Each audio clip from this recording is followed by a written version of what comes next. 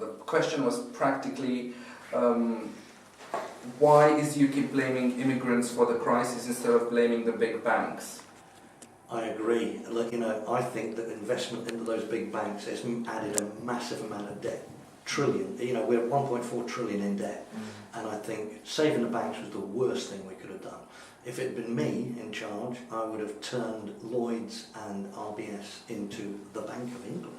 Sacked all the managers, kept all the staff and had a retail outlet so that when a few years later they came to want to invest into small business, instead of giving it to the dodgy banks in the first place, billions of it on cheap loans, they would have had a retail outlet to say to people, come into the Bank of England, you can put your personal accounts with us and your business accounts, they'll be secure because it'll be a retail arm only, and they would have been able then to lend to small business in a safe and proper way instead of just giving billions to the dodgy banks who quite frankly filled their boots. So I don't blame everything on immigration, but obviously we have a situation in an island where we are. We're an island nation and numbers need to be controlled for all our benefits. We all want to have housing, we all want to have good school places. I've had emails from people saying they can't get the school places they want.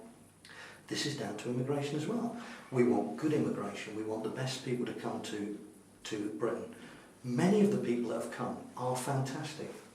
Prime example, we have good immigration, but we also have a lot of numbers that we can't cope with. Our hospitals are struggling, our schools are struggling. We've just allocated in the Lincolnshire County Council millions of extra pounds to education. For what reason? Well, the reason is unplanned immigration. And consequently, we need extra classrooms in schools all across Lincolnshire.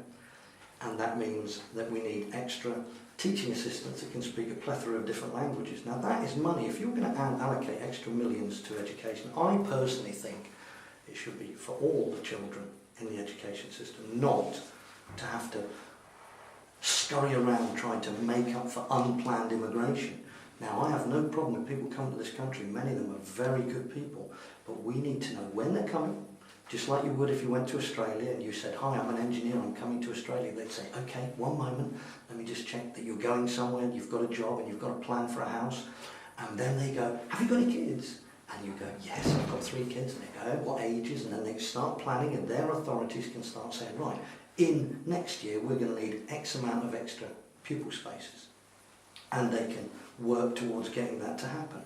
What we have at the moment is an unknown number can come into Victoria station, bus station, can travel anywhere in the country and just start work. Now that puts enormous pressure on housing, on the councils. They haven't got a budget for that. Nobody says here's extra money from central government because we don't know what's coming. So that's the only reason that we're tough on immigration. It's not about the people. The people are fantastic. The problem is, how do we accommodate those people in a sensible way forward? And that's what it's about. Okay, Nick, thank you for your extra time. Okay, good.